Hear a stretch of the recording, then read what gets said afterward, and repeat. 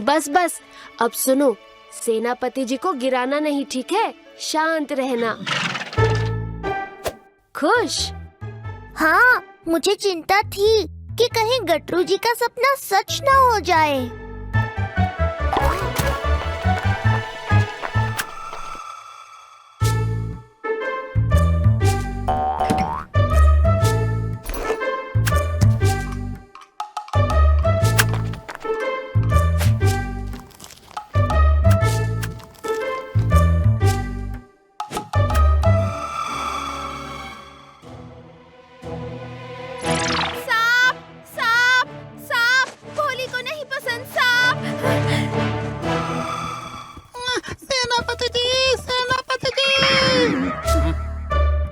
आपसे फिर से क्षमा मांगने आया था उस चित्र के लिए। कोई बात नहीं गटरू, वो तो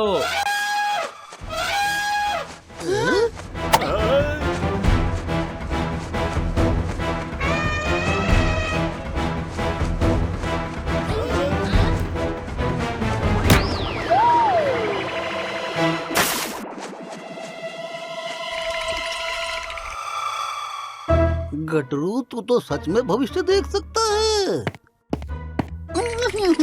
देख नहीं सकता, भविष्य का चित्र बना सकता हूँ।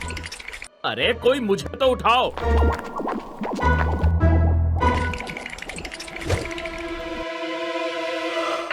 सांप मेरे पीछे लटक रहा है, बचाओ बचाओ।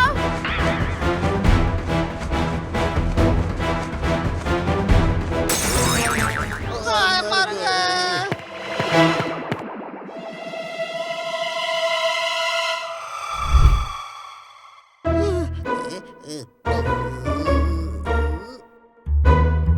युक्ति काम कर गई तुम्हारी गटरू। हाँ, बस अब 2-3 दिन भविष्यवाणियाँ और सच हो जाएं।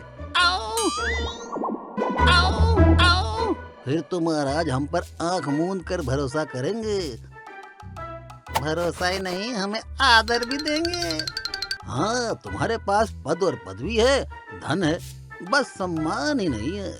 अब होगा, भारी मात्रा में होगा, जब मैं पूरी राज्य का राज ज्योतिषी बन जाऊंगा। योजना अच्छी है।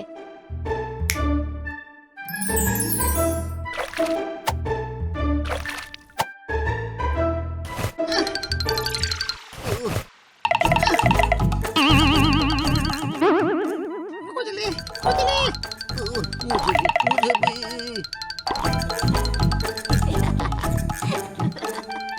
अब बनाना चित्र, देखता हूँ। इस लेप में कुछ मिला है, चल नहा लेते हैं। हे प्रभु, मैंने भोग की खिचड़ी चूल्हे पर रखी है। पर वो जल जाएगी गुरु माँ। और भोग का जलना शुभ नहीं होता।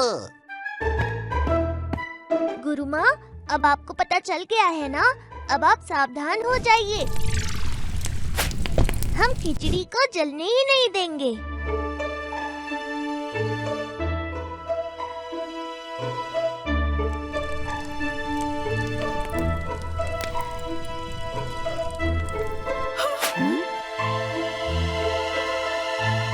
अभी तो रखी थी, इतनी जल्दी कैसे जल गई?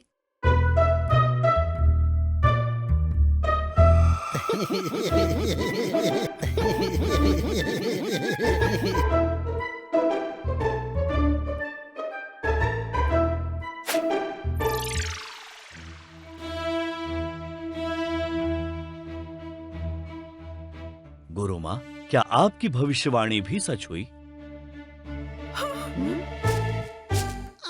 मुझे क्षमा करें महाराज।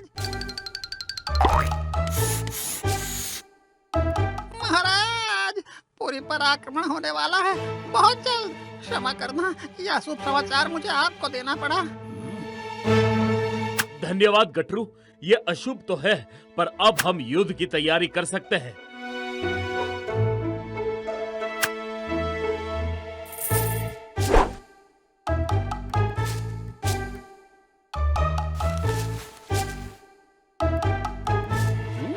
सेना को तैयार करो और नए सैनिक भर्ती करो।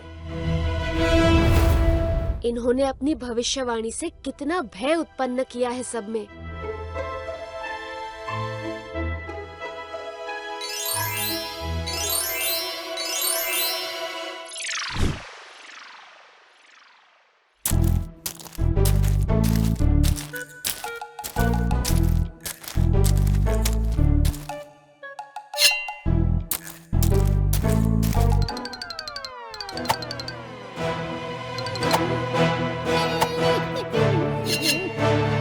यही है वो दोनों, ले चलो इन्हें।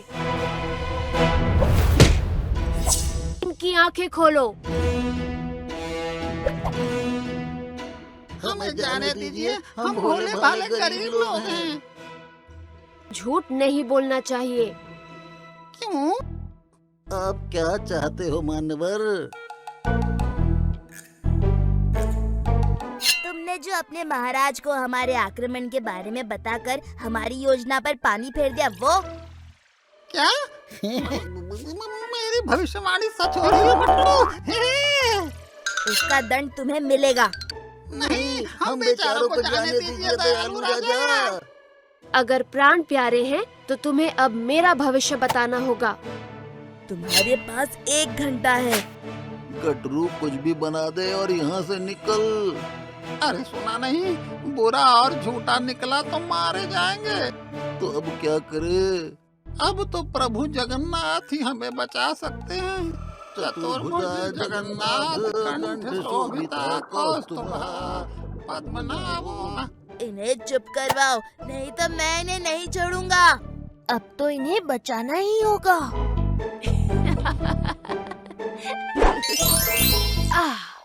तो जा बचा ले।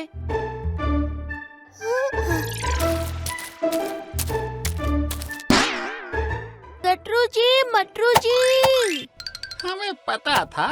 चलिए बाहर।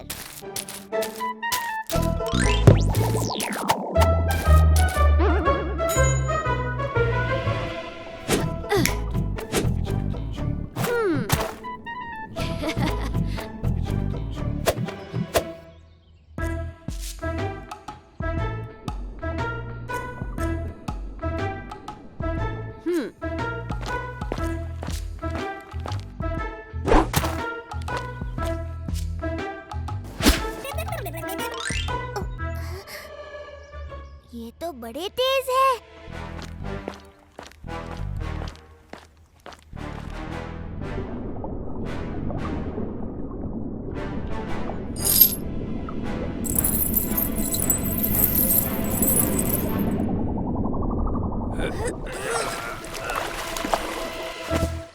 ओह, बड़े चतुर निकले ये दोनों। देखिए तो।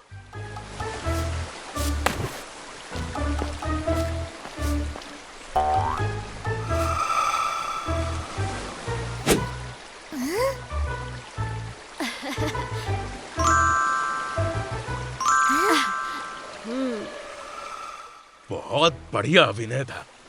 ये रहा तुम दोनों का इनाम। धन्यवाद मंत्री जी। आपका पुरी पर हमला करके राज करने का स्वप्न जल्दी पूरा हो। चल।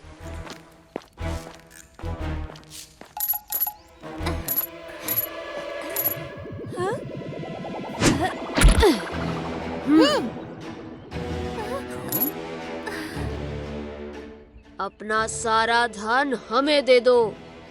बच्चों, अपने घर जाओ। हम छोटे हैं पर बड़े खोटे हैं।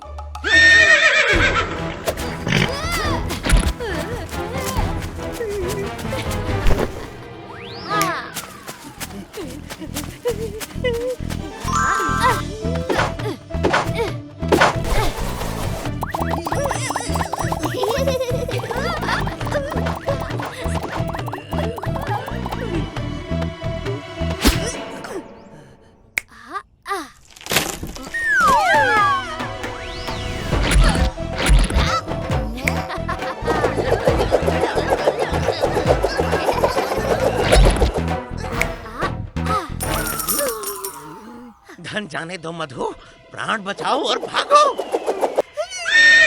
नहीं, अभी हमें महल जाना होगा। तुम्हारे महाराज।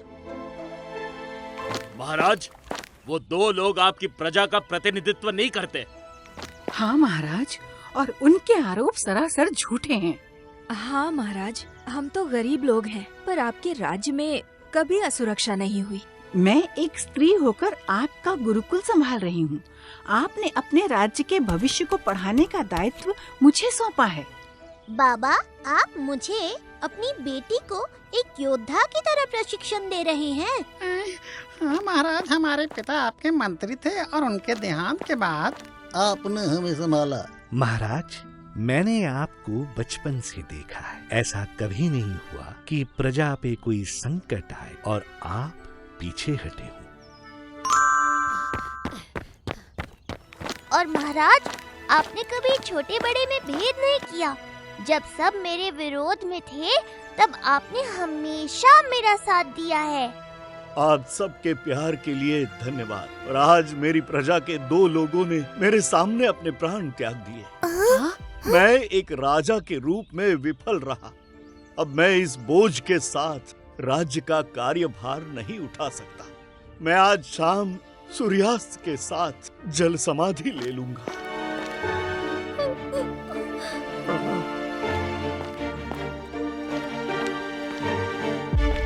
गजपति अब बातों से नहीं मानेंगे। अब उन्हें सच दिखाना पड़ेगा। सुन मेरी बात।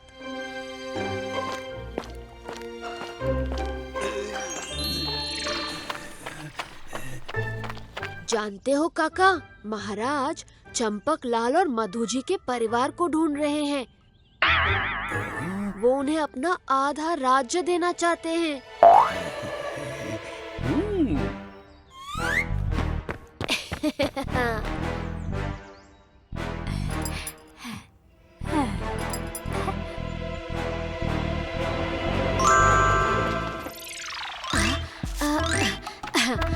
पता है काकी, महाराज चंपक लाल और मधु जी के परिवार को ढूंढ रहे हैं। वो उन्हें अपना आधा राज्य देना चाहते हैं।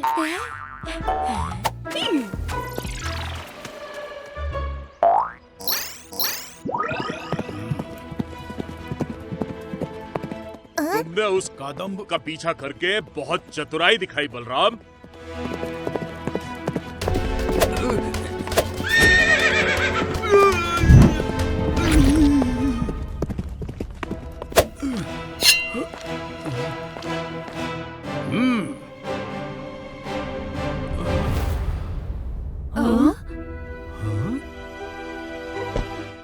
महाराज, आपको ये करने की कोई आवश्यकता नहीं है। आवश्यकता है।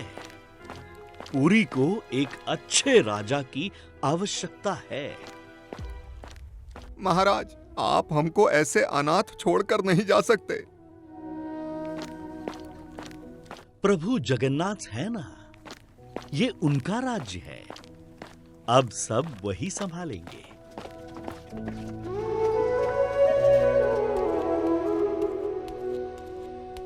प्रभु, मेरा अंतिम दर्शन और प्रणाम स्वीकार करें।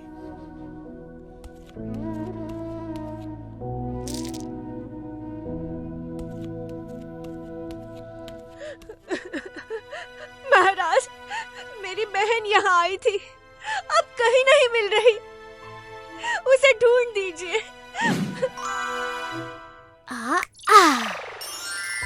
चलिए मेरे साथ।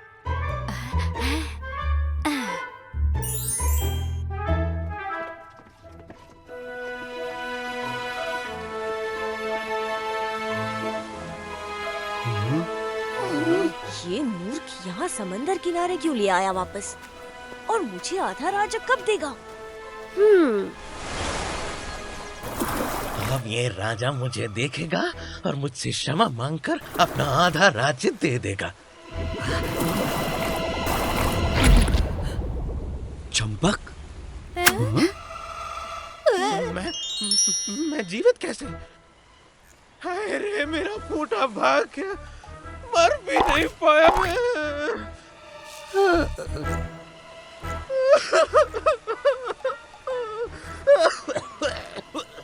क्योंकि तुम्हें मरना था ही नहीं। तुम यहाँ आधा राज्य लेने आए हो। हाँ? तो तुम कौन सा यहाँ संन्यास लेने आई हो बहन? आधा राज्य मैं लूंगी, सिर्फ मैं। जैसे मैं लेने दूंगा, हाँ?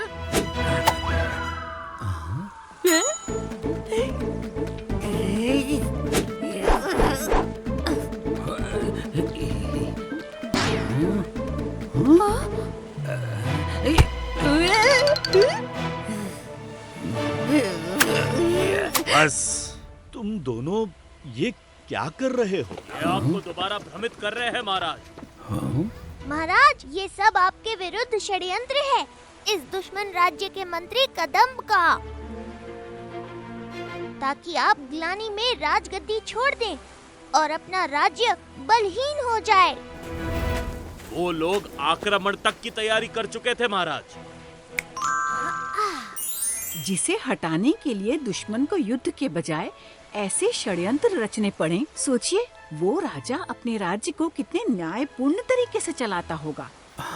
महाराज, आप जगन्नाथ प्रभु के भक्त हैं, वो आपको कभी गलत दिशा में नहीं जाने देंगे, निश्चिंत रहिए। प्रभु जगन्नाथ की जय। गजपति महाराज विक्रमदेव की जय।